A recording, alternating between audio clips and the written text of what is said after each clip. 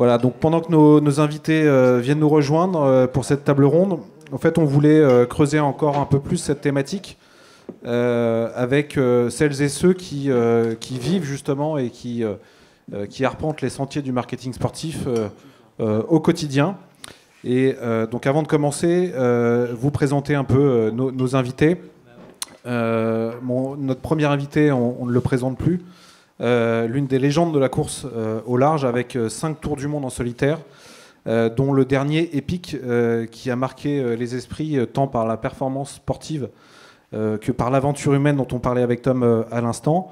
Surnommé le roi Jean, il est triple vainqueur de la solitaire du Figaro, et c'est ici dans ce jardin de Port-la-Forêt, dans cette baie, qu'il a fait ses armes aux côtés des plus grands.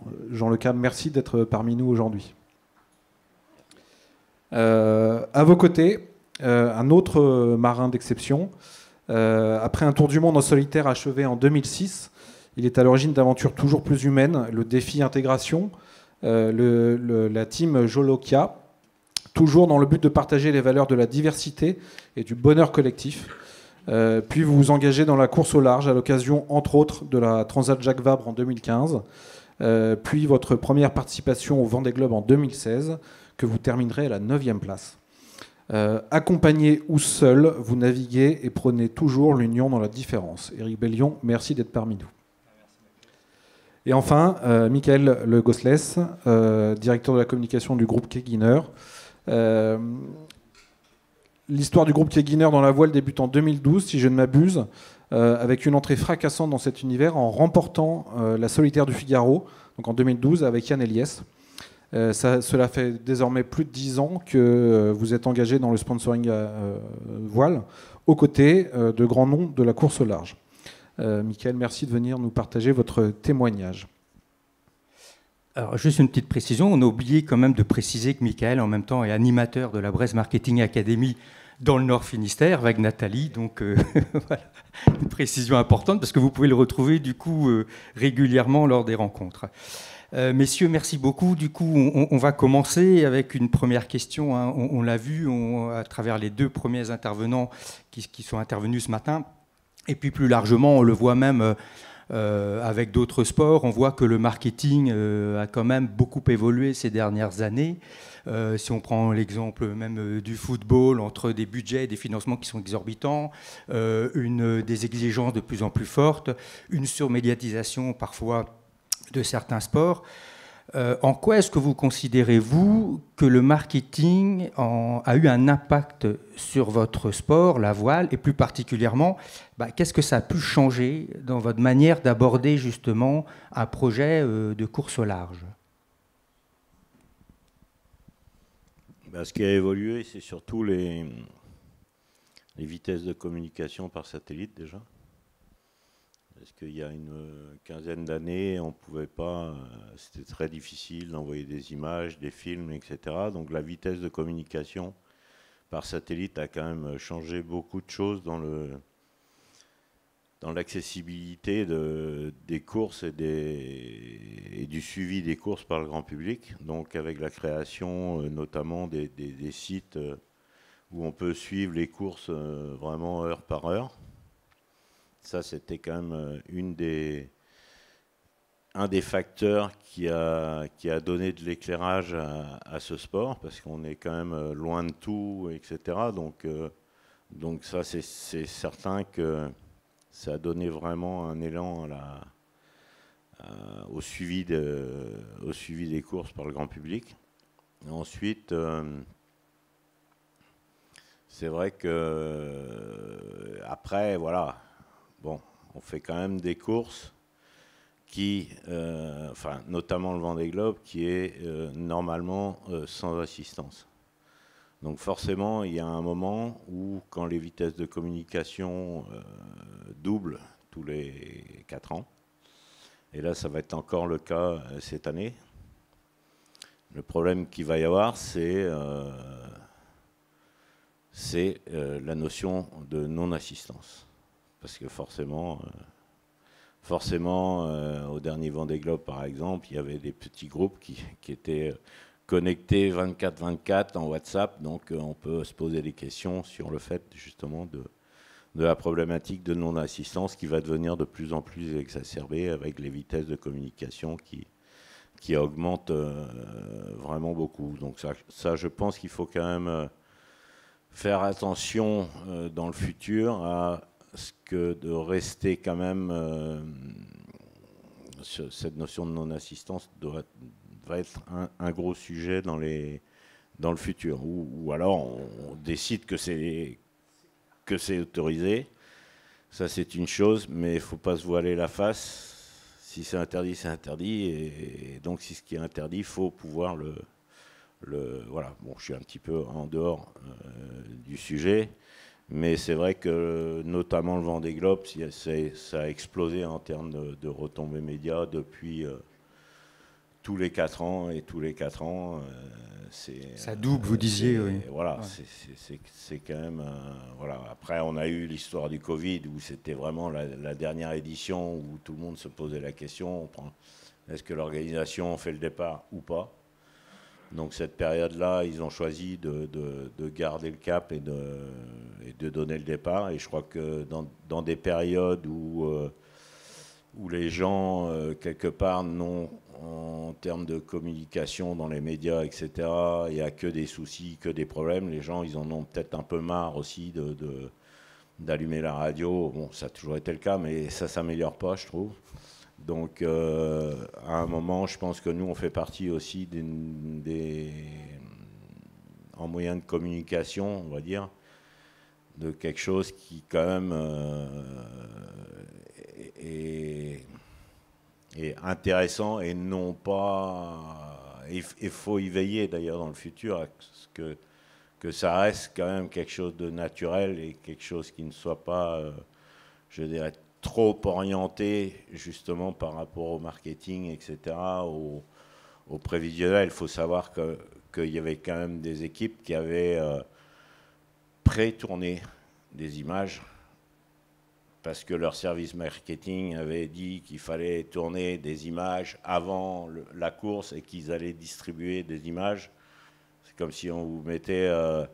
on vous avait fait un film en studio avec un seau d'eau dans la gueule et puis le jour où il y a un peu de baston, il y a tromperie. On le repasse. Donc il faut faire attention parce qu'il y a une chose qui est certaine, c'est que le public, il s'y trompe pas. Donc voilà. Là, on est vraiment dans le business, dans le mauvais côté du marketing. Il n'y a pas de mauvais... il faut toujours maîtriser ce qu'on fait et ne pas se laisser égarer dans des voies et toujours revenir aux fondamentaux quelque part et ne pas partir dans des chemins de temps en temps qu'on a du mal à maîtriser et surtout maintenant avec l'explosion des réseaux sociaux, etc., qui doivent être vraiment maîtrisables. Parce que c'est un gros danger. Et est-ce qu'on arrive à dire stop, justement, en tant que skipper, navigateur, porteur du projet, vis-à-vis à un partenaire, lui dire non, là, on va trop loin. Est-ce que c'est quelque chose que vous pouvez faire, qui peut être entendu? De toutes les manières, il y a une chose qu'il faut savoir, c'est que nous, on est seuls sur notre bateau.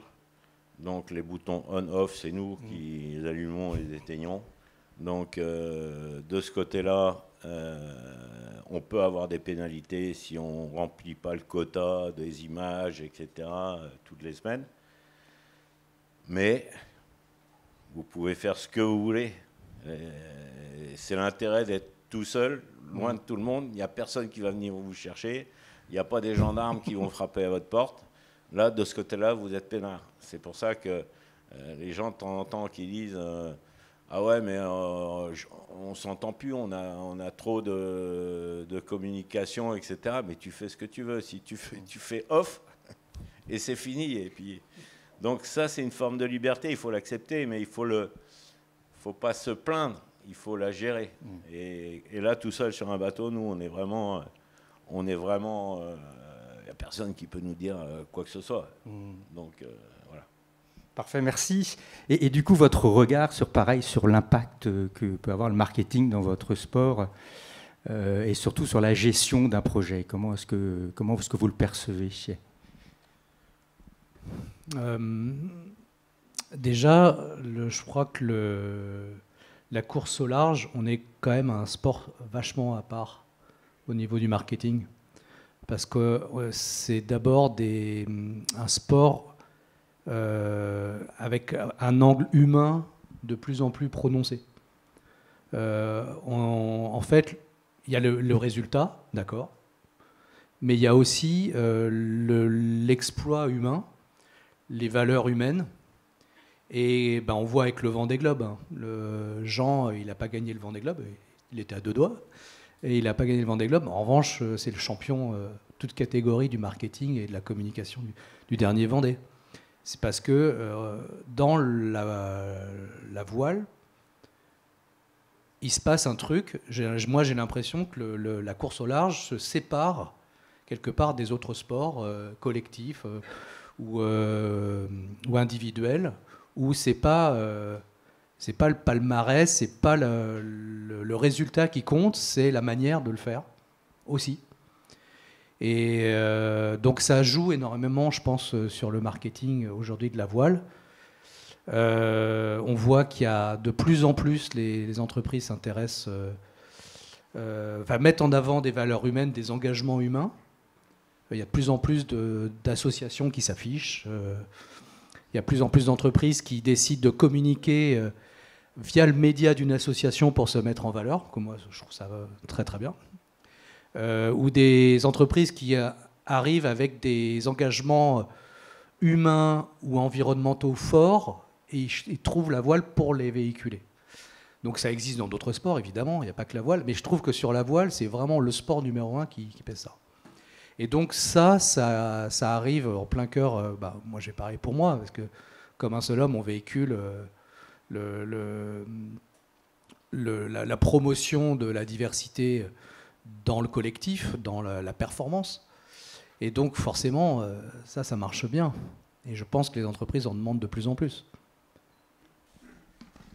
Merci beaucoup. Alors justement, Michael, toi qui regarde d'une marque, d'un sponsor, qu'est-ce qui a fait que le groupe Keguiner a choisi de s'orienter vers le marketing sportif et à quoi finalement ça aide à servir le projet de marque?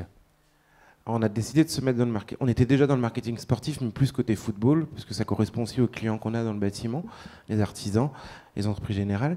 Mais on était aussi soutien de beaucoup de clubs locaux, de clubs nautiques, et on n'avait jamais franchi le cap d'aller plus loin sur la voile professionnelle, parce que tout simplement on avait un a priori sur les budgets que ça pouvait représenter. Tout à l'heure Tom a présenté entre la mini et les ultimes, mais entre les deux il y a des classes sur lesquelles on peut aller qui ont des budgets corrects et raisonnables, et on n'avait jamais pris passer le pas d'aller regarder ce que ça pouvait représenter. Et il y a eu une rencontre humaine avec Bruno Perron en 2011 lors d'une conférence, et qui a discuté avec Claude Keguiner, qui était alors président du groupe, et qui nous a dit: moi je connais un petit gars originaire du 22 qui cherche un budget, puisque après son accident de 2008 sur le Vendée Globe, il est prêt à repartir sur la Figaro, il veut en découdre, et ce serait bien si tu pouvais le rencontrer. Alors Claude le rencontre, je le rencontre avec lui, et on avait des objectifs de marketing et de communication qui allaient dans ce sens. Comme disait Eric, plus vers de la RSE, être aussi en lien avec notre territoire, parce que, comme le disait tout à l'heure la directrice de Finistère Mer et Vent, ça fait vivre toute une économie locale, régionale. Le savoir-faire, il est ici, en Bretagne, à Lorient, par la forêt, dans des chantiers comme Merconcept, CDK, etc., avec les skippers aussi, qui font vivre toute une team. Et on s'était dit, il faudrait qu'on puisse intervenir sur ce modèle-là pour aussi gagner en notoriété, parce que le cachet, à l'époque, Keguiner était très connu dans le 22 et dans le 29, 56 ouest aussi, un peu moins sur l'est de la Bretagne. Donc on avait ce besoin de notoriété, comme disait Antoine tout à l'heure. Il y a les ventes, mais il y a aussi la notoriété de la marque au-delà des ventes, c'est-à-dire qu'elle soit reconnue sur son territoire. Et on a fait ce choix-là. Yann Eliès n'avait pas de budget. On lui a dit que s'il ne trouvait pas de budget pour fin mai, on irait avec lui en essayant de regarder comment on pouvait l'accompagner du mieux possible. On s'est rapproché du groupe Telegram. On a fait un naming sur son Figaro 2 avec les deux marques, et on est parti sur la solitaire, mais alors sans aucun objectif. Comme disait Antoine tout à l'heure, il ne faut pas partir avec des objectifs de « je veux que tu fasses un podium, je veux que tu te la claques », etc. Non, le projet se prépare avant. Tout ce qui est avant la course, c'est là qu'il faut maximiser. Tout ce qui est pendant et après la course, c'est du plus. Et heureusement pour nous, pour le groupe Telegram, il l'a claqué. En 2012, c'était notre première année dans la voile et on gagne la solitaire du Figaro. Et après, il fait le doublé l'année d'après. Il faut dire que le petit gars, comme tu dis, il avait déjà de l'expérience. Oui, tout à fait, mais il revenait aussi d'un événement traumatique dans les mers du Sud, avec Generali. C'était pas simple sa reprise, même sur le circuit Figaro, qui est un circuit très exigeant, où souvent beaucoup de skippers d'IMOCA sortent de ce circuit. Et c'était pas évident ni pour lui ni pour nous, qui on découvrait ce domaine de la voile sportive. Et par contre, les valeurs sont communes à celles du groupe, parce que dans nos valeurs, on a respect, exigence et audace. Donc tout est dit dans ces 3 mots. Ça a matché avec l'homme aussi, parce que c'est un skipper, c'est un chef d'entreprise. C'est pas que un sportif de haut niveau. Et un skipper, il doit être partout, tout le temps, à 360, sur la partie entrepreneuriale, sur la partie sportive, sur sa préparation sportive aussi. C'est des athlètes de haut niveau. Hein. Et donc du coup, on découvrait tout ça, on a mis le pied dedans et on y est toujours. Avant de passer la parole juste à Thomas, tu fais référence à aujourd'hui des projets, vous êtes des vrais chefs d'entreprise. Comment vous l'appréhendez justement? Comment vous le faites? Il y a toutes des équipes. Comment ça, concrètement, ça se matérialise? Vous êtes là en pleine préparation du prochain Vendée Globe, avec plusieurs bateaux en construction. Voilà, est-ce que justement... Bah là, vous voyez, j'ai enfilé un t-shirt vite fait parce que il y a une demi-heure. Voilà.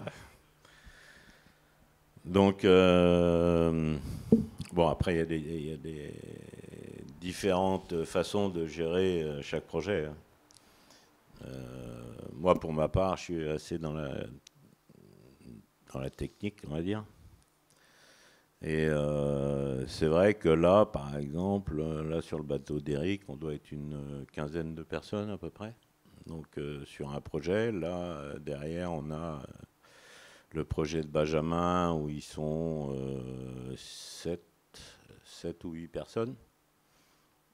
Là, il va y avoir le projet de Violette où ils vont être encore 4 ou 5. Donc ça, c'est vrai que ça crée une économie, ça c'est clair, une économie locale. Et puis bah, c'est des entreprises différentes qui sont gérées différemment suivant la façon de gérer les projets. Mais c'est vrai que tous ces projets-là, ils sont liés à des entreprises. Celle d'Eric, moi j'ai aussi une société voilà, qui à la fois a le côté, on va dire, marketing, communication, et puis aussi le côté technique, préparation des bateaux. Et c'est vrai que c'est des projets qui sont... je ne sais plus combien de métiers il peut y avoir sur un bateau comme un IMOCA, mais entre l'électronique, le moteur, l'hydraulique, le composite, la peinture, enfin j'en passe des vertes et des pas mûres, on a quand même une multitude de métiers différents qui travaillent au service de ces projets. Et en plus, avec le développement en permanence de ces bateaux, ça fait qu'on... Ça se fait pas en claquant des doigts, ça c'est sûr. Les gens, ils pensent toujours, ah oui, mais j'aime bien toujours cette réflexion, c'est que les gens qui te disent... Mais qu'est-ce que vous faites le reste de l'année? Et là, tu es sans voix parce que tu sais que de faire un tour du monde comme ça avec une personne tout seul, la préparation est hyper importante. Chaque détail est primordial. Et donc ça demande beaucoup d'exigences, et forcément de la gestion financière, de la gestion humaine, qui est pas la partie la plus facile, etc., etc. Et on a tous notre façon différente d'aborder. Chaque entreprise est différente, et Eric notamment.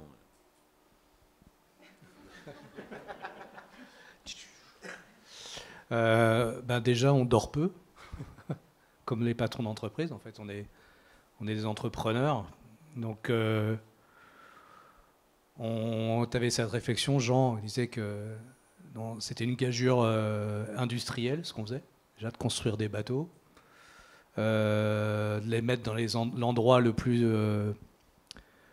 agressif pour une construction, l'océan, avec un timing hyper serré toujours, et des moyens financiers toujours limités, parce que voilà. Donc à chaque fois c'est un miracle, et à chaque fois c'est une prise de risque totale de notre côté. Alors, parce que dans la vie c'est comme toute chose, on ne peut pas demander à une entreprise de prendre le risque de nous suivre si nous on n'est pas prêt à tout mettre sur la table, si on ne prend pas le risque nous-mêmes d'abord. Donc voilà, donc on dort peu parce qu'on a beaucoup de soucis, on dort peu parce qu'on a beaucoup de travail, et voilà. Et donc dans la course au large aussi, c'est ça qui est intéressant, c'est qu'il y a aussi deux types de skippers. Il y a le skipper embauché par une grande équipe qui est un pilote, et il y a le chef d'entreprise qui essaie de tout faire et aussi de piloter. Et ça se retrouve plus dans beaucoup de sports. Donc et c'est ce qui est passionnant aussi. Et c'est ça ce qui est intéressant aussi dans notre collaboration avec Jean. C'est qu'on est très différents. On a des entreprises très différentes, mais on a le même fondamental. C'est-à-dire qu'on veut aller sur le Vendée Globe avec un bateau performant et avec une ouverture d'esprit sur ce qui est performant. Et donc on s'est associés. Là, tu parlais d'association aussi avec le Télégramme. On s'est associés, et ça aussi, on est en train d'ouvrir de nouveaux territoires. C'est-à-dire qu'on a associé nos points forts, et on est en train de créer, je pense, une dynamique, une mutualisation qui, dans l'IMOCA, avec cette pression financière qui existe, cette pression de résultats qui existe, est toute nouvelle. Et à mon sens, qui est très inspirante, puisque je pense que le sport a une vertu d'exemplarité à donner dans notre société. Et je crois qu'arriver avec une démarche qui dit que la mutualisation et la sobriété, on n'en a pas parlé, mais la sobriété qui est le choix technique que l'on a fait, sont aussi des sources de performance, qu'il n'y a pas que la complexité et le secret qui est source de performance, il y a aussi ça. Je pense que dans notre société, c'est très inspirant. Pour continuer nos échanges, il y a un sujet avec Ronan qui nous a interpellés, c'est on parle de projet depuis tout à l'heure. Derrière un projet, c'est des rencontres. Et dans le cadre de ces rencontres, c'est des arguments qui sont échangés entre le porteur du projet et les marques qu'il va chercher à séduire ou qui vont se rencontrer pour porter le projet ensemble. Quels sont les arguments forts, au-delà des valeurs évidemment, intrinsèques à vos projets et à votre sport, quels sont les arguments qui sont pour vous les plus importants pour aller convaincre une marque ?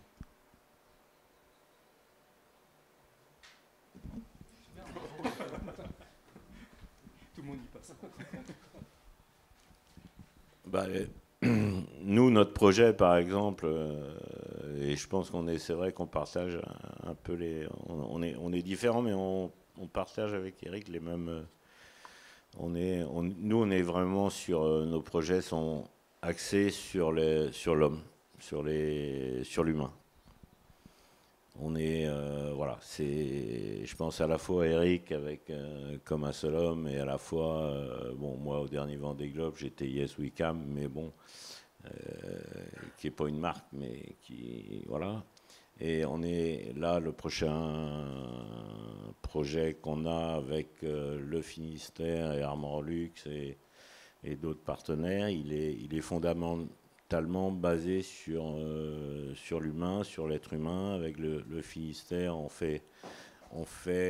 essaye de monter, de donner quelque part aux enfants de l'ASE quelque part quelque chose d'exceptionnel pour eux, qui n'ont pas eu cette chance dans leur vie d'avoir quelque chose d'exceptionnel. Et là, on monte des opérations. On en a fait une l'autre jour à Brest, et ça a été vraiment, alors qu'il pleuvait, etc., c'était quand même un vrai succès. Les enfants étaient ravis, et ça, c'était une grosse victoire, parce que quand on monte ce genre d'opération, donc globalement, on est sur des valeurs humaines, et qui sont pour nous les valeurs essentielles de nos deux projets. Je parle pour Eric, mais je pense qu'on est raccord là-dessus. Donc ça, c'est un argument essentiel vis-à-vis d'une entreprise, puisque forcément, dans une entreprise, il y a toujours la problématique humaine est toujours essentielle.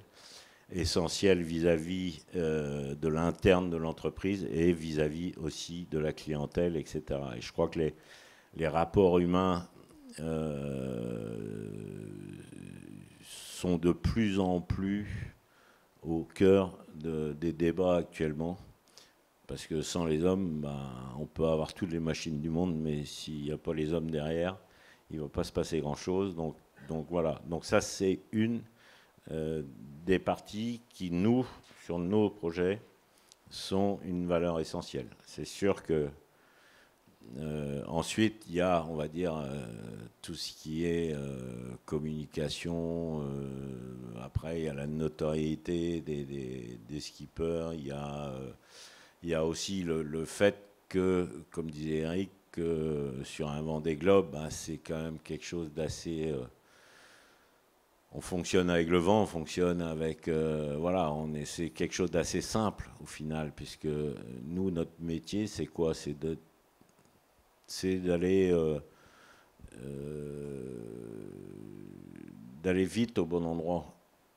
Et tout seul, on part des Sables d'Olonne, on revient aux Sables d'Olonne pour parler du Vendée Globe. Bon, après, il y a les routes du Rhum, il y a les Transat Jacques Vabre, il y a etc., etc. Et puis, il y a tout cet intérêt pour à la fois la relation client sur les arrivées ou sur les départs pour une entreprise. Ça fonctionne à 200%. Parce que quand tu invites des clients sur un départ ou sur une arrivée, quelle que soit la compétition, notamment quand on fait la G2R, qu'on arrive à Saint-Barth, tu peux avoir un certain nombre de clients essentiels, ils sont marqués à vie. Ils sont marqués à vie parce que c'est quelque chose d'exceptionnel et c'est quelque chose qui lie les gens à vie. Et comme me disait à l'époque, j'avais navigué avec Jet Service, qui était un transporteur de petits colis, mais qui avait des contrats annuels avec des entreprises. Et il me disait toujours, moi quand je rentre quand les commerciaux vont chez un client, ils discutent du bateau, ils discutent d'autres choses que du business. Et le business, du coup, il se fait en 10 minutes. Parce qu'il y a une relation qui se crée entre le client et le fournisseur. Et ça, c'est des relations qu'on ne peut pas quantifier, qui sont exceptionnelles et qui font perdurer, je pense, dans la durée, la relation fournisseur-client.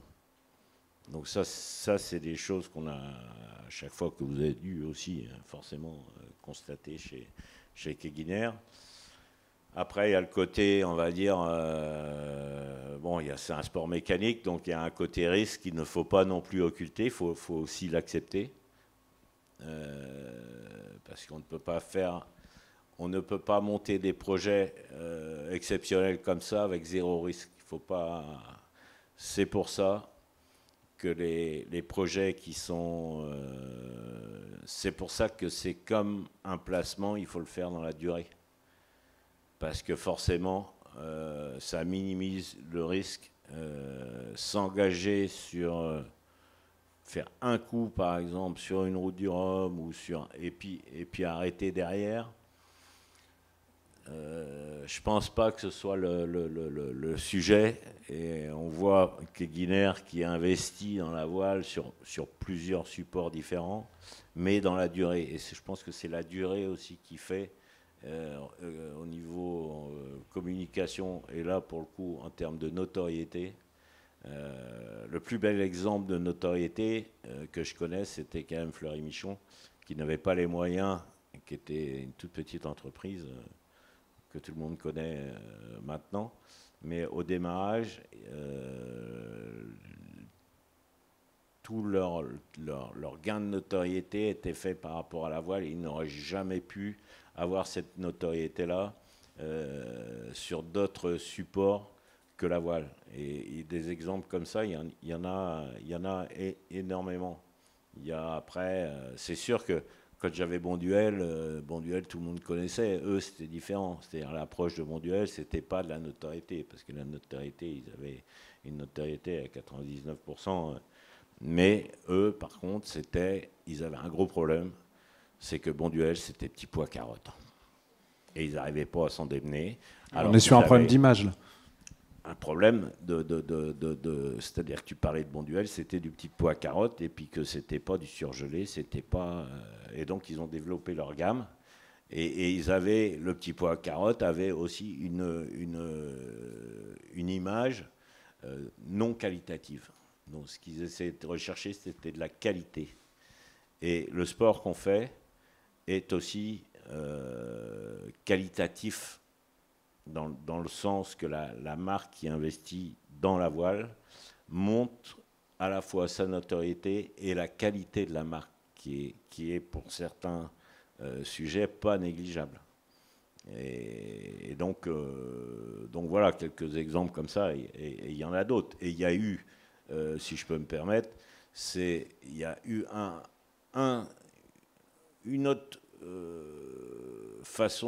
voie de communication qui était l'esprit d'équipe. L'esprit d'équipe, c'était Bull à l'époque qui avait créé l'esprit d'équipe uniquement pour l'interne sur une multinationale quelque part. Et donc c'est de créer une fierté d'appartenance à l'entreprise par rapport à un sujet. Et ce sujet, c'est un bateau, c'est une espèce d'objet avec un mec qu'on met dessus. Et en fait, on s'aperçoit que du mec qui va balayer la cour au PDG, cet objet-là, ce bateau-là qui fait le tour du monde, c'est le bateau de tout à chacun. Et ce qui crée un lien dans l'entreprise entre l'ensemble des personnes. Et ça, c'est vraiment... Parce qu'il faut savoir que c'est le seul sport où le bateau s'appelle du nom de la marque, l'objet. Un vélo ne s'appelle pas, une voiture ne s'appelle pas, un club de golf ne s'appelle pas, un joueur de foot ne s'appelle pas. L'objet, c'est dans le sport, c'est le seul objet qui porte la marque. Et ça, je pense que c'est des valeurs qui sont importantes. Bon, je ne vais pas monopoliser la parole, mais bon.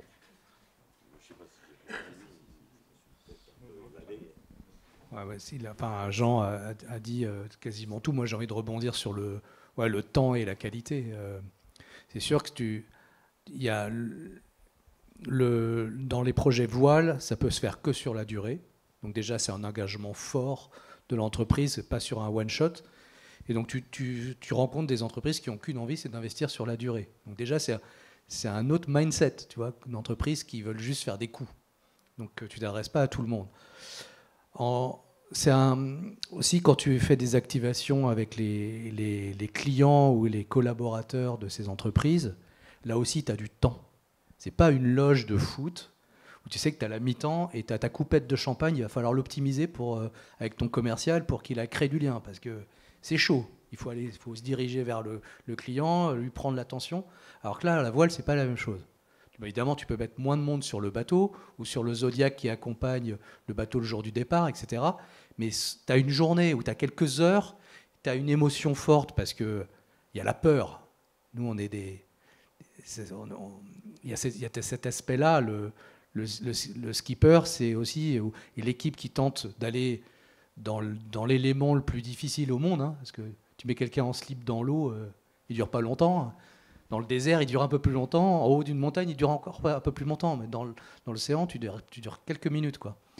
Et donc, je pense qu'il y a une qualité en émotion, une qualité en temps. Donc, tu reviens avec la personne avec qui tu as passé du temps. Tu as un tutoiement. Tu as des liens forts qui se sont créés parce que tu as côtoyé cette peur, cette émotion.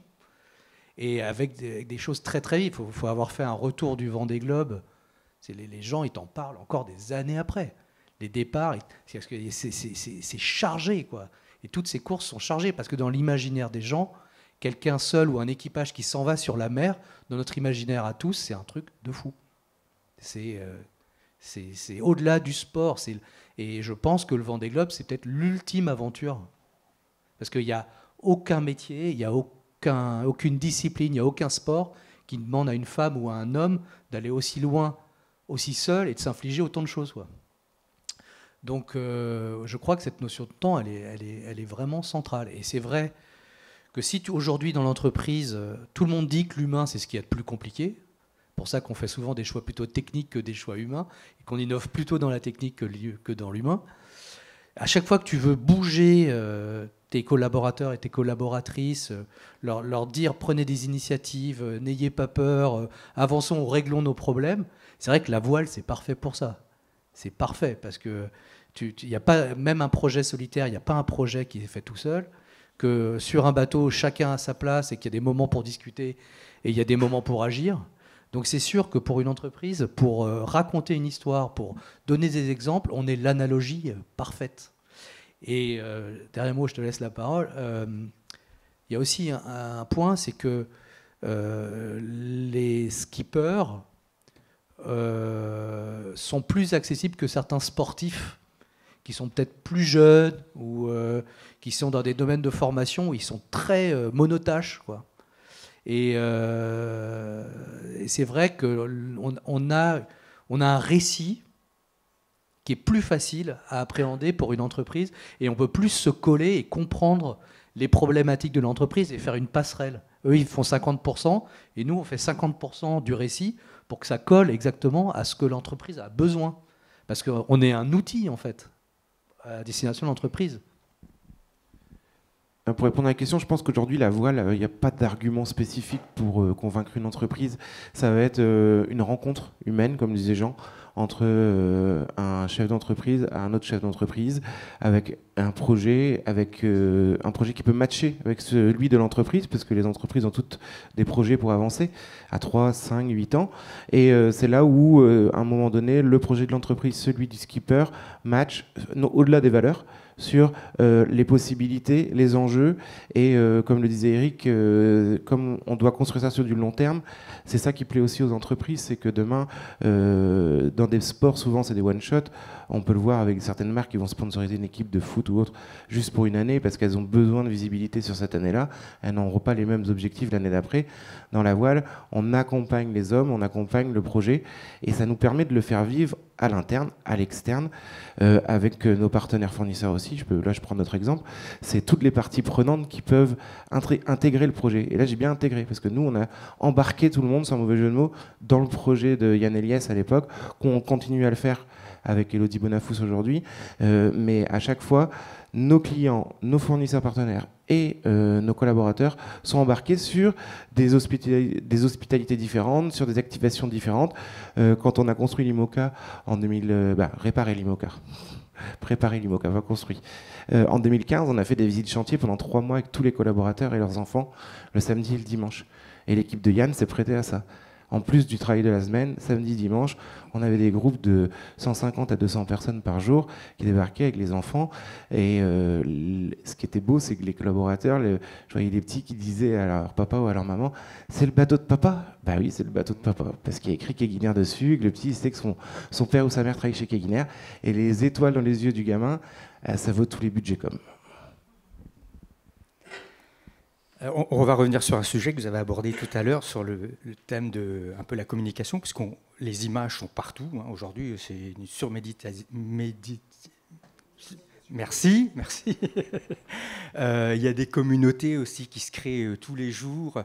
Et comment, justement, vous arrivez à utiliser ces moyens, ou les moyens actuels de communication, ou ces communautés, les réseaux sociaux, pour faire vivre vos projets ?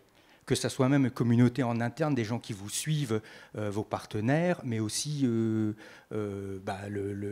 grand public qui vous suit. Est-ce que vous avez une recette miracle ? Nous, on n'avait pas vraiment de spécialiste de la communication dans notre projet. C'était Anne, ma femme, qui avait fait toute la communication. On fait attention à ne pas trop communiquer, justement. À ne pas... On communique si on a quelque chose à dire, mais en général. En général, d'accord. En général, c'est-à-dire que communiquer pour communiquer, ça n'a pas de sens. Tu ne communiques que si tu as quelque chose à dire. Et si tu forces si tu te forces à communiquer pour raconter quelque chose finalement qui est sans intérêt, je pense que tu te trompes de cible et je pense que tu trompes d'abord le public. Et moi je dis toujours, les gens, il ne faut pas prendre les gens pour des imbéciles. Et donc il faut, enfin, nous toujours dans notre façon de communiquer, on ne communique que si on a quelque chose à dire et surtout pas communiquer pour communiquer. Parce que ça, je pense que c'est une erreur, tout au moins c'est une erreur sur le long terme. Et c'est parce que c'est des... Voilà.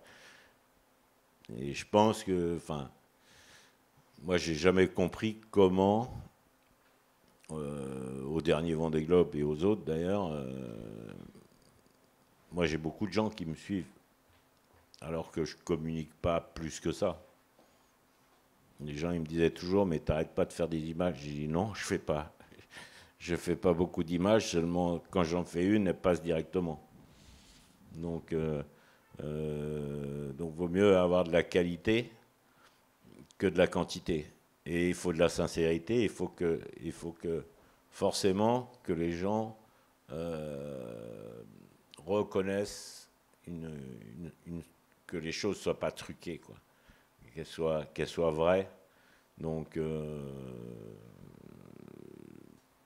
voilà, et c'est vrai que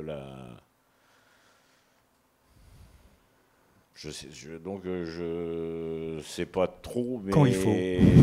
ce qu'on a fait ou pas fait d'ailleurs, bah ça marche. Et c'est vrai que quand je rebondissais sur les images qui étaient faites par une grosse équipe marketing, parce que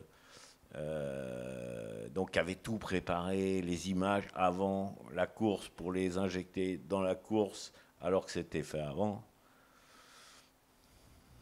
Moi, j'en sais rien, mais je pense que c'est pas nous tout au moins, c'est pas notre façon de faire les choses, ça c'est sûr. Donc voilà.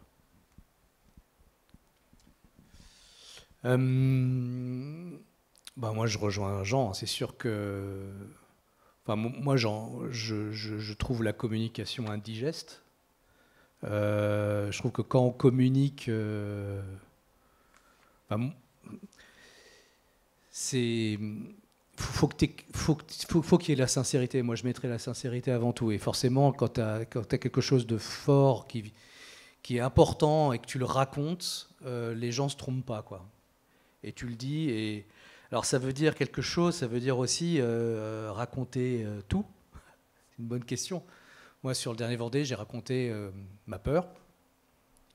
Je fais un film là-dessus sur le fait d'apprivoiser sa peur. Et c'est ce que je voulais raconter parce que pour moi, je pense que la peur est centrale dans tout ce qu'on fait. Et quand on veut faire des choses différentes avec des gens différents, le premier ennemi, c'est la peur. Et je trouve que la voile, justement, c'est un bon axe pour raconter ça. Et donc, il y a une concurrence entre les projets, parce qu'on est plusieurs projets avec des marins. On se ressemble beaucoup, trop, je pense. C'est pour ça qu'on a besoin aussi de diversité dans notre sport. Et elle arrive, cette diversité. Donc, c'est bien, mais il y a encore du boulot à faire. Et c'est vrai que si tu te dis que tu rentres dans cette concurrence et que tu veux te rassurer, tu vas vouloir produire des choses, mais qui seront sans saveur, sans odeur et qui seront indigestes. Donc c'est tout le truc. Et donc je pense que les réseaux sociaux sont un outil extraordinaire pour l'entreprise à travers nos projets, parce que ça permet de faire, adorer le terme anglais, mais du bottom-up. C'est-à-dire que moi c'est ce que je fais beaucoup dans mes projets, c'est que comme dans nos projets de voile, dans nos équipes, on affronte la peur, l'incertitude, on a des emmerdes tous les jours, on doit se relever, on ne doit jamais baisser les bras, etc. etc. On se bat contre un univers qui est fluctuant, il y a une concurrence, etc. Ce qu'on peut raconter, on ne peut pas l'imposer aux gens, et c'est via une émotion, une sincérité dans le discours que les collaborateurs vont s'en saisir, mais pas par les réseaux internes, c'est pas par la communication interne. Ils vont aller choper des nouvelles de gens pendant le Vendée. Ils vont choper une vidéo qui leur ont plu. Ils vont la ramener dans la boîte en disant « Regarde, le mec est quand même, il a du courage, il ne s'est pas laissé abattre, il a réparé son bateau alors qu'il aurait pu abandonner. Alors sur ce dossier-là, attends, on va faire les gens le cam, quoi. Et nous, c'est ce qu'on essaie d'atteindre. Et donc ces projets-là, c'est pour ça qu'il y a aussi une discussion qu'on n'a pas posée, mais c'est sur la place que veut l'entreprise. Et je pense que la place, avec son logo hyper présent, je pense que, moi c'est mon avis personnel, l'entreprise dans la voile aurait intérêt à se décaler un peu, à avoir un peu moins de place et laisser parler la cause. Vous le faites déjà avec Eguiner, parce que c'est cette cause-là qui permet aussi aux collaborateurs, à la collaboratrice d'être fiers, de dire c'est mon bateau, il y a une cause forte, et de ramener en fait tous les messages difficiles à faire passer en entreprise sur la transformation, les difficultés, que l'entreprise, les incertitudes, etc., mais que ça vienne des collaborateurs, pas de la direction. Alors, c'est ce que vous aviez fait aussi un peu sur votre premier Vendée Globe, puisque avec les partenaires, vous leur aviez demandé, ce qui faisait vivre la communauté aussi, de faire des petits films. Est-ce que vous pouvez nous en parler? Parce que c'était aussi une manière de communiquer et de faire vivre en interne d'une entreprise. Oui, alors avec Comme un seul homme, c'était en 2016-2017 sur le Vendée, c'était un projet de 3 ans avec 14 entreprises qui avaient pris la décision d'arrêter le bullshit sur la diversité, sur le rapport annuel, dire la diversité c'est une richesse, c'est génial, alors que c'est pas vrai, la diversité c'est des emmerdes, hein. C'est ce qu'on fait de la diversité qui en fait une richesse, c'est une action, c'est pas un fait. Donc se dire on arrête avec le bullshit, le people washing, là, et on en fait un véritable acte managérial, c'est-à-dire que dans les équipes, il faut de la diversité, il faut célébrer les singularités, les mettre en avant et recruter des gens différents. Donc le projet du Comme un seul homme dans ce Vendée, c'était en 3 ans de faire ce changement. Et donc, moi j'étais un peu le fil rouge avec l'équipe où on racontait notre histoire, mais les collaborateurs et les collaboratrices devaient aussi raconter cette transformation à travers des jeux et des challenges qu'on faisait. Et c'est là toute la puissance aussi d'être multi-entreprise, de ne pas être uniquement tout seul. C'est de se dire, il y a plusieurs services marketing, plusieurs services communication, plusieurs services RH qui se tirent la bourre. Et dans un même projet, on fait grandir le projet tout en étant ensemble. Et en se tirant la bourre gentiment, quoi. Et donc, ça faisait 80 000 collaborateurs, donc un beau groupe finalement, qui étaient ensemble et qui portaient les mêmes couleurs. Et ça a super bien marché. Ouais. Et donc, ils faisaient des petits films et il y avait un tirage, c'est ça? Il y avait un jury qui décidait du film qui montrait la diversité, comment eux, en interne de l'entreprise, si je ne me trompe pas, vivaient cette diversité. Ils le mettaient à l'écran et il y avait un jury qui tirait tous les jours un film et vous faisiez partager avec un drapeau que vous mettiez. Exactement. Ouais, pendant le Vendée. Pendant le Vendée Globe. Voilà, tous les jours, il y avait un drapeau différent d'une entreprise qui voyageait avec vous. Exactement. Ouais. Okay. Merci. Pour revenir sur les communautés, après, il faut aussi savoir que c'est les derniers vrais aventuriers, les skippers, peu importe le circuit, qu'on aille faire le Vendée, l'Ultime ou une solitaire du Figaro. Et les communautés, elles sont bienveillantes, en fait, parce qu'elles veulent vivre cette aventure, elles veulent suivre le skipper.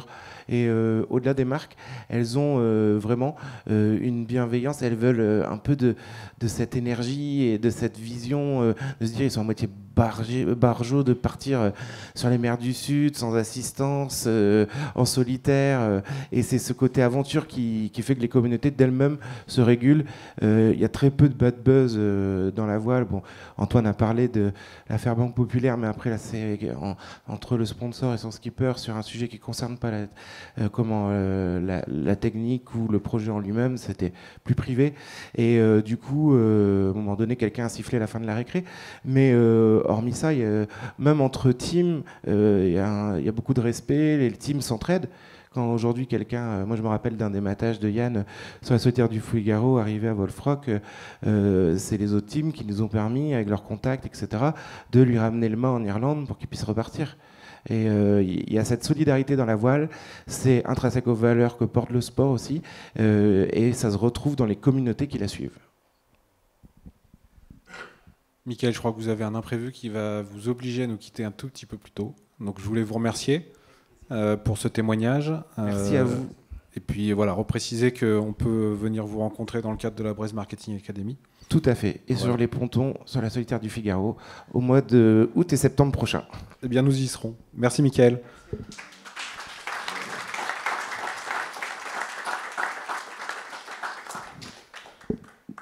nous, on va continuer. Et on voulait aborder un sujet qui, évidemment, comme dans tout sport de haut niveau, est important, c'est le sujet de la performance. Alors, on a bien compris, dans le cadre de la thématique de la matinée, qu'il est plutôt important pour une marque de ne pas chercher dans son projet auquel elle va pouvoir adhérer la performance. Mais évidemment, quand on met de l'argent, c'est quand même quelque chose qu'on a en tête. Ce qui nous intéresse, au travers de vos témoignages, c'est de savoir comment vous appréhendez cette question de la performance. Comment vous pouvez vous préparer à une victoire, mais aussi, pourquoi pas, à un incident ou un échec ou une contre-performance. Comment, dans toute cette phase de préparation du projet, vous appréhendez cet élément? Bah déjà, il faut savoir que pour gagner, il faut arriver. Ça, il ne faut pas l'oublier. Donc la performance, tout au moins sur un tour du monde, elle est forcément liée à la fiabilité. Et donc forcément, comme c'est des sports mécaniques, tout ce qui est préparation, tout ce qui est technique est capital, tout au moins, pour être sur la ligne d'arrivée. Parce qu'on n'est jamais à l'abri d'une problématique et les problématiques elles peuvent forcer le projet à s'arrêter, enfin tout au moins à ne pas être sur la ligne d'arrivée. Donc ça c'est la première chose qu'il ne faut jamais oublier. Il faut savoir que les emmerdements sont au carré de la vitesse. Donc, nous, ça nous va bien. Parce que notre projet, il n'est pas d'aller à 35 nœuds entre Groix et Belle-Île. Il est plutôt d'aller à 23 nœuds sur plus longtemps. Donc, ça, c'est l'esprit de notre projet commun, c'est d'aller un peu plus vite, plus loin. Donc voilà, et le projet qu'on monte là avec Eric, il est génial pour ça, parce qu'on a un projet qui est à la fois un projet d'ouverture, un projet économiquement viable, puisqu'on partage toutes les outillages, les équipes, les honoraires d'architectes, etc., etc. Mais ça nous permet aussi d'être à la pointe du progrès sur l'ensemble des autres sujets, c'est-à-dire l'énergie, tout ce qui est énergie, parce que c'est essentiel, l'énergie. Il ne faut pas oublier qu'en deçà de la performance, il faut que le personne qui soit à bord, le skipper, il arrive aussi avec son bateau jusqu'à l'arrivée. Et donc l'énergie fait partie de ça, parce que si on n'a plus d'énergie, on n'a plus d'eau. Et si on n'a plus d'eau, on arrête. Donc il y a plein de facteurs comme ça qui sont essentiels. Et après, il y a toute la performance. Alors, moi je suis tombé dedans quand j'étais petit, donc voilà. Mais le projet qu'on fait, c'est de la performance raisonnée. Puisqu'on a fait le constat qu'au dernier Vendée Globe, j'avais fait un bateau qui est là, il est quand même d'une conception de 2007. Et le dernier Vendée Globe, c'est il y a 3 ans. Donc en fait, qu'est-ce que c'est le vrai progrès? Qu'est-ce que c'est la vraie performance? Voilà, c'est diminution du facteur de risque, qui est important. Donc ça veut dire simplicité, ne pas se laisser amener dans quelque chose de trop complexe et de non maîtrisable. Ça, c'est un petit peu l'idée qu'on a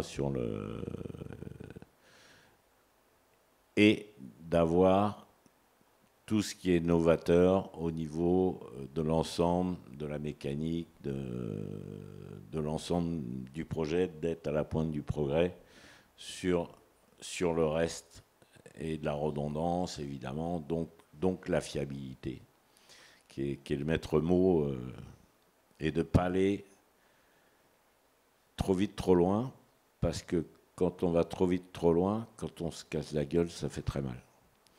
Donc c'est un projet raisonnable, on va dire, si je peux traduire les choses comme ça, avec des gens pas raisonnables. Ça, c'est sûr. Donc voilà, et après qui vivra verra. On ne peut pas... Personne ne peut, comme disait tout à l'heure chez Kekinerb, tu ne peux pas dire « je vais gagner le prochain Vendée Globe ». Celui qui dit ça, c'est un menteur. Donc il faut pas vendre quelque chose que tu... En plus, tu te mets... Je prends cet exemple-là parce que tu vas avoir un partenaire et puis tu dis oh, moi j'ai le projet, je vais gagner le prochain Vendée Globe. Ça peut être séducteur. Mais alors, une fois que tu as dit ça, t'es pas dans la merde. Parce que derrière, déjà, tu es un menteur. Quand on parlait de sincérité tout à l'heure. Voilà. Parce que la personne qui dit ça, c'est forcément un mensonge, ou alors il y a un miracle. Mais jamais, moi, j'ai ce discours-là. Puisqu'on parle de performance, la performance, elle arrive quand elle arrive. Mais tu ne peux pas vendre la peau de l'ours avant de l'avoir tué. Donc voilà. Après, je sais pas si j'ai répondu sur la performance. Moi, je fais beaucoup de monotypes, Figaro, ce genre de choses. Donc voilà, moi, toute ma vie, ça a été la compétition, c'est sûr. Mais alors derrière la fiabilité dont vous parlez, ce qui peut être intéressant, Eric, c'est que j'imagine que vous attendez aussi, dans la relation que vous pouvez avoir avec les marques qui vous soutiennent, cette fiabilité. Et justement, est-ce que c'est un sujet de la performance que vous abordez pour envisager, en tout cas évoquer tous les scénarios possibles que peuvent apporter une aventure comme le Vendée Globe ou une autre course comme ça? Est-ce que vous en parlez en amont pour prévenir que vous connaissez votre métier, la marque pas forcément Tu vois, quand tu as posé la question, dans le préambule, tu as dit ouais, les entreprises, elles ne veulent pas forcément de la performance. Moi, ça ne m'a pas fait bondir. Parce que moi, toutes les entreprises qui viennent, elles veulent de la performance. Mais c'est quoi la performance? C'est quoi la performance, tu vois? Pour moi, la vraie performance, c'est la performance durable. C'est la performance fiable. Aujourd'hui, c'est vrai, quand on parle dans le marketing de la course au large, la performance, c'est la vitesse maximum. Mais ça, c'est un cheveu du scope total de la performance. La performance, comme l'a dit Jean, c'est la fiabilité, c'est la vitesse moyenne, c'est l'argent, c'est le bonheur des équipes, c'est le temps passé sur l'eau. Tu vois, t'as un éventail qui donne la performance. Et en plus de ça, aujourd'hui, je pense qu'on a une responsabilité, c'est qu'on doit avoir une performance respectueuse de la nature et respectueuse de l'être humain. Sinon, c'est pas de la performance. Une performance qui détruit tout, c'est plus une performance, tu vois. Donc là, c'est la question sociétale. Et après, nous, dans notre question, c'est avec Jean, la première question qu'on s'est dit, c'est de quoi a-t-on besoin pour aller se battre avec les meilleurs sur le Vendée? De quoi a-t-on réellement besoin? On s'est posé cette question, qui est la première question de la performance. Et donc c'est pour ça qu'on a tracé notre chemin et on s'est regardé. Et ça aussi, c'est une question de performance. Quand tu vas voir une entreprise, elle est ce qu'elle est, avec les collaboratrices et les collaborateurs qui la composent, avec ses moyens financiers. Et sa performance, c'est pas la performance de l'entreprise d'à côté. Donc nous, on s'est dit, c'est quoi notre performance? On s'est d'abord regardé. On a regardé l'argent qu'on pouvait lever, on a regardé le temps qu'on avait, on a regardé les équipes avec lesquelles on pouvait travailler, et on a défini notre objectif de performance. Et comme on est déraisonnable, il est très très ambitieux. Et c'est pour ça qu'on est allé dans un autre concept. Et c'est à la fois grisant, parfois dérangeant et super excitant, parce qu'on est les deux seuls, mais cons, à aller à gauche quand tout le monde va à droite. Il y a ce sentiment, et pourtant, je peux te dire, il y a des coureurs, j'ai été en concurrence sur des partenaires, et m'ont dit, mais ils vous ont dit de vous que vous êtes des cons, parce que c'est forcément un bateau à foil qui va gagner le Vendée Globe.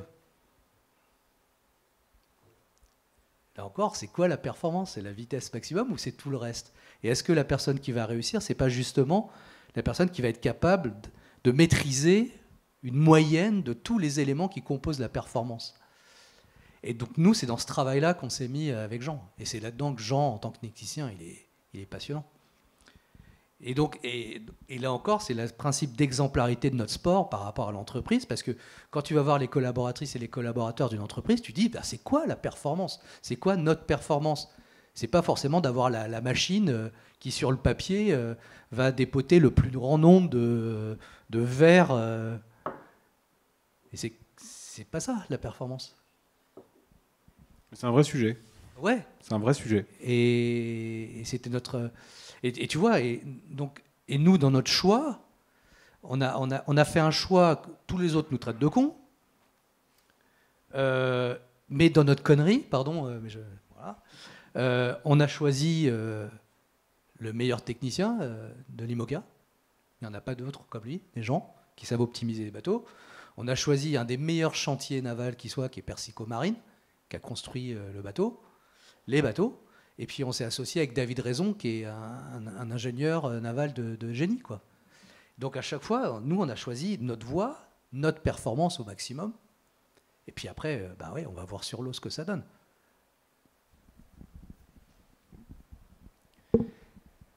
Alors, on va parler un peu de temporalité, vous l'avez un peu évoqué aussi, mais nous, en tant que spectateurs, à part, on peut vous suivre avant, mais c'est vrai qu'on voit le début de la course, on voit de la fin de la course, et puis on ne sait pas forcément ce qu'il y a en amont, ce qu'il y a après l'après-course. Donc, qu'est-ce que vous faites quand vous n'êtes pas sur l'eau? Pour reprendre ce que vous disiez tout à l'heure. Et surtout avec le projet que vous montez, là, ce collectif Vendée Globe en même temps, c'est vrai qu'il est innovant, puisque c'est préparer des bateaux, 4 bateaux, c'est tout mutualisé, aussi bien technologie que réflexion, que entraînement. Comment vous voyez même l'après? Vous allez vous engager là pour le Vendée Globe. Alors, c'est peut-être compliqué de se définir après, mais ou en tout cas, qu'est-ce que vous aimeriez pour l'après, que ce projet que vous montez, comment ça puisse se poursuivre? Je pense que nous, on a une vision, je dirais, un peu plus loin que le prochain Vendée Globe. C'est-à-dire, on fait le constat que si tu veux, parce qu'on n'a pas beaucoup parlé de l'accessibilité des choses. C'est-à-dire qu'aujourd'hui, on est dans un domaine, si tu veux, où les budgets s'envolent. Plus les budgets sont hauts, plus le nombre de l'accessibilité diminue de façon exponentielle. C'est aux autres personnes qui veulent faire la course, c'est ça? Cette accessibilité, c'est à ce niveau-là que vous le... Oui. Ouais, c'est ça. C'est-à-dire que si on peut toujours créer, comme disait Eric, quelque chose qui est... t'es le meilleur du monde, mais t'as tout cassé ce qui est autour de toi. Et tu as gagné la course et tu as dépensé une fortune et à la fin, ok, on applaudit pendant 5 minutes et puis il n'en reste rien. Parce que derrière, c'est pas une voie qui est une voie du futur. Aujourd'hui, dans notre quotidien, l'évolution de la société, l'évolution des entreprises, c'est d'évoluer, mais de façon raisonnée, raisonnable. Et là, c'est le monde d'aujourd'hui, c'est le monde de demain, et de plus en plus. Et de donner aussi l'envie aux personnes d'adhérer, de ne pas les dégoûter. Donc, et plus on va dans un système où, j'appelle ça un système élitiste, Et quand on ne fait pas attention à ce qui se passe dans le futur et qu'on va dans cette voie, au final,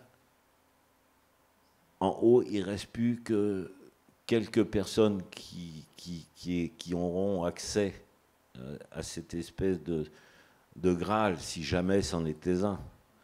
Et donc forcément, c'est donner de l'accessibilité à faire quelque chose de nouveau, de différent, qui est plus accessible, donc, ou avec lequel on partage plus, les budgets sont plus raisonnables, le quotidien demande moins de personnes, moins d'énergie, etc. Et je pense que voilà, ça c'est ce qu'on veut, enfin tout au moins, moi c'est ce que j'aimerais laisser, puisque c'est ce dont on parle, après, je dirais 7, 8 ans, ou je sais pas, ou 3 ans, ou 4 ans, c'est d'ouvrir une voie différente. Et si nous, on n'est pas, ça fait partie de notre responsabilité dans ce projet. Et notre responsabilité, c'est pas d'exclure un maximum de personnes et d'aller dans un espèce de truc élitiste qui finalement, à terme, n'aura pas de sens. Parce que ça va dégrader l'ensemble des participants, ça va en dégoûter certains. Et moi, je connais ça par cœur. Hein. J'étais dans cette voie. En Formule 40, on avait tout gagné. Tout. Du coup, c'est malin, t'as tout gagné. Qu'est-ce que tu fais avec ça? Ok. Champion du monde 3 fois, ok. Mais après, il n'y avait plus personne. Ça s'est cassé la gueule parce qu'il faut faire attention. Il faut faire attention au futur, il faut faire attention à ce qu'on fait. Quand on met un pied devant l'autre, il faut faire attention. Et il faut regarder un petit peu aussi l'évolution de la société. Et c'est ce pourquoi aussi ce projet-là est passionnant. Nous, avec Comme un seul homme, ça fait quasiment 25 ans qu'on fait des aventures maritimes, qu'on les crée pour pousser les gens à faire des choses différentes avec des gens différents. Donc on va continuer, quoi qu'il arrive. Nous, là, ça passe par la course au large. Moi, c'est ma passion. Et là, on peut véhiculer. Il y a c'est incroyable la puissance de la course au large pour raconter des histoires de ce type-là. Donc, on va goûter le plaisir au maximum et on va essayer de raconter ces histoires-là. Et donc, on va continuer. On a une goélette aussi à Hoy sur lequel on commence cet été à embarquer des jeunes pour justement promouvoir l'aventure collective, pour essayer de casser un peu la gueule à la peur, à l'individualisme. Et la voile, la mer, c'est parfait pour ça. Donc pour passer les enseignements. Et ce projet, il est radicalement différent. On a c'est exaltant d'aller sur un champ de poudreuse vierge, et à la fois c'est flippant, parce qu'on découvre tous les jours des façons de fonctionner différentes, on prend des risques dans le fonctionnement. Hein. On n'avait jamais travaillé ensemble. Faut vous dire, dans l'IMOCA, il n'y a jamais 2 skippers qui se sont mis ensemble pour faire des bateaux radicalement identiques. Jean, on met notre argent au milieu, on paye nos bateaux avec l'argent qu'on a mis au milieu. Ils sont séparés en 2. On va avoir la même marque d'ordinateur sur le bateau, quoi. Enfin, on a fait tout en sorte pour que le bateau soit ait le moins d'impact possible sur la nature, qui coûte le moins cher possible. Enfin, on a fait ça au maximum. Et donc on a une vision. Enfin, quand on voit au début, dans les années 90, un IMOCA, ça devait coûter quoi? Entre 1 et 2 millions d'euros, max? Ouais, 1,5 million. Aujourd'hui, un IMOCA, on arrive tranquillement à 10 millions d'euros. Aujourd'hui, il y a des équipes qui vont jusqu'à 30 personnes. Avant, il y avait un préparateur, 2. Je pense qu'il y a un équilibre à trouver pour que justement que ce sport il soit accessible à des gens, par exemple, qui ont envie de faire le Vendée Globe avec peu de moyens, sur des bateaux plus simples. Enfin, il y a plein de choses à faire. Nous, on a nos convictions avec Jean. Mais on n'est pas là pour imposer notre avis, on fait une proposition. On dit voilà, notre vision, on la propose, on a trouvé des gens assez timbrés pour nous accompagner financièrement pour financer ces affaires-là, des entreprises qui y croient, et on va faire cette proposition en disant il y a peut-être une voie raisonnable, respectueuse de l'homme, de l'environnement, quelque chose dans lequel tout le monde peut s'épanouir et on peut avoir une belle performance. Parce que là, sur le Vendée, on n'y va pas juste pour parler du respect de l'homme et de la nature. On y va pour performer, pour se battre avec les meilleurs. Et on s'est posé cette question, de quoi a-t-on besoin ?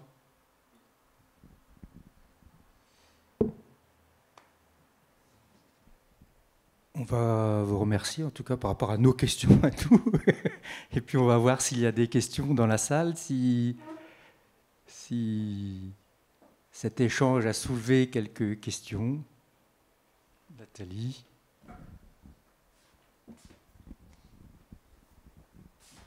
Merci, Coralie. J'y connais rien en voile, et si mon mari m'entendait, je me ferais engueuler. Mais la question que j'ai envie de vous poser, c'est que c'est quand même un univers très particulier, la course au large, et que je pense à Grain de Sail, chez qui on a fait une réunion Brest Marketing Academy qui travaille vraiment sur la transformation de la logistique vers le vélic. Et je voulais savoir s'il y avait des ponts qui se faisaient aussi entre l'univers de la course au large et toutes ces réflexions des entreprises autour d'une nouvelle logistique et du transport maritime vers le vélic.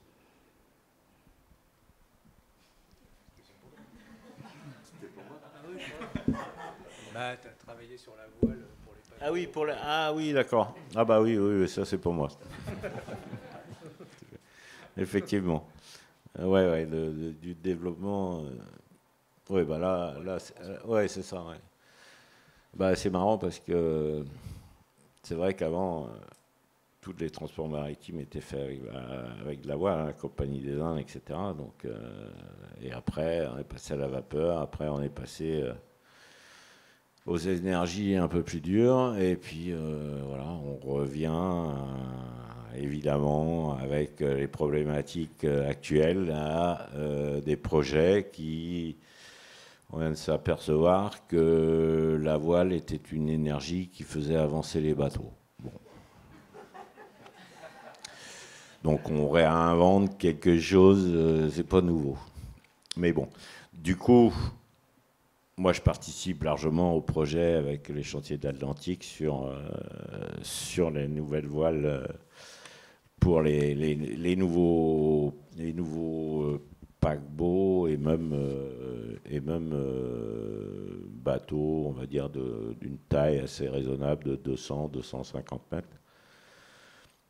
Et il se fait que là, il y a une maquette à l'échelle 1 qui est à Saint-Nazaire, qui vient d'être terminée et qui est validée, où toute l'étude à échelle 1, avec des capteurs de pression, etc., de cette voile est en bonne route. Et donc, je crois qu'il y avait... c'était aussi un projet très ambitieux, hein, vis-à-vis du risque que ça suppose, mais de prendre ce risque-là et de créer la vraie voile à l'échelle 1, qui est la seule que je connaisse actuellement, avec un mât de 80 mètres, et donc des voiles de plus de 1000 mètres carrés. Donc, voilà, à l'origine de ce projet-là, on avait mis cette voile-là qui était faite pour le ponant. On avait pris la partie haute de la voile qu'on avait découpée, qu'on avait mise sur Uber, sur le bateau, pour tester réellement la performance de cette voile. Et ben, on s'était aperçu que le vent poussait dans les voiles et que ça faisait avancer le bateau. Bon. Et donc là, on est au balbutiement, et même plus que balbutiement, parce que ce projet-là est réel, donc il va aboutir d'ici, on va dire, d'ici 2 ans, 3 ans. Je n'ai pas les dates exactes, mais je prends toujours un peu de marge. Mais, et c'est vrai qu'en termes, sur le Ponant, par exemple, le Ponant, qui était un des premiers bateaux mixtes à voile, ils arrivent à marcher à 17-18 minutes que à la voile. Donc là, on va sur du mixte énergétique, forcément, puisque on n'est pas prêt encore d'avoir des bateaux qui fonctionneront entièrement à la voile, mais tout au moins avoir un mix d'énergie dans le futur, ce que je trouve une bonne chose quand même. Mais c'est vrai que toutes les obligations, les augmentations du prix du gasoil, etc., et l'interdiction dans le futur de ces énergies un peu dures font que c'est toujours pareil. L'homme, si tu le laisses faire, il fait. Mais si tu lui dis, tu n'as plus le droit de faire ça, là, il va trouver toutes les solutions pour y arriver. Mais c'est vrai que, et je trouve que c'est un projet assez génial. Hein. Alors bon, c'est vrai que ça ne va pas diminuer le prix de la cabine. Parce que là, sur le bateau, on a coupé un pont. Donc, parce qu'il y a le mât qui est au-dessus, donc il y a des problèmes de centre de gravité, etc. Mais je trouve que esthétiquement, en plus, c'est assez joli. Et puis, c'est efficace, quoi. Ça, c'est sûr. Donc, ça, c'est sûr. Hein. Il n'y a pas de débat là-dessus. Le vent dans les voiles, ça pousse. Ça, on est bien placé pour le savoir. Donc après, il y a plusieurs projets là, avec Michel Desjoyaux, avec Michelin, lui qui fait un mât télescopique avec une voile gonflable. Après, bon, parliez avec son kitesurf, je pense que là, il y avait... voilà. C'est là où la communication sur quelque chose qui n'est pas forcément réaliste reprend ses droits. Tout au moins, le réalisme reprend ses droits. Et donc, ouais, c'est sûr que le futur, on va revenir avec des bateaux. On fait le circuit inverse, quoi. Toujours pareil. On pense qu'on a tout inventé et puis et au final, et avec des rendements forcément beaucoup plus performants qu'il y a un certain nombre d'années. D'autres questions peut-être ? On peut peut-être conclure, alors du coup, en vous remerciant de cette participation à cette matinée. Rapidement, pour conclure, moi je trouve que dans tous les échanges qu'on a eus, tous les participants, Antoine, Tom et vous, ce qui est ressorti ce matin, c'est quand même, et ce qui est une spécificité, vous l'avez dit, de votre sport, c'est la valeur humaine. C'est-à-dire qu'au-delà, pourtant on parle de marketing aussi, mais au-delà de l'aspect financier, la première chose qui ressort, c'est la valeur humaine. On a parlé également de co-création. Co-création, l'entreprise avec le skipper avec l'entreprise, une histoire de ces gagnants-gagnants. Chacun y trouve aussi son compte. Et puis, ça repose aussi sur des valeurs de confiance. Chacun se fait confiance, vos partenaires vous font confiance, mais en même temps, vous avez confiance, et cette confiance peut se perdurer dans le temps. On est sur des notions de partage. En fait, des vraies valeurs humaines, des notions de valeurs humaines, et c'est plutôt rassurant. Et votre projet qui est en plein dedans, et qui le montre avec ce collectif, avec cet échange que vous avez. Voilà ce qu'on peut dire sur cette matinée, en vous remerciant de nous avoir suivis tout ce matin. Et puis, on vous donne rendez-vous le 29 juin pour notre prochaine rencontre régionale qui est sur le biomimétisme. Voilà, et qui aura lieu à Huelgoat, c'est ça ? Normalement. Bon, je dis peut-être des choses qu'il ne faut pas encore avancer. Donc vous n'avez pas entendu où c'était, mais vous savez, en tout cas, retenez le sujet. Voilà. Merci beaucoup, on se quitte dessus. Merci bien pour cette matinée. Merci à tous nos intervenants. Merci.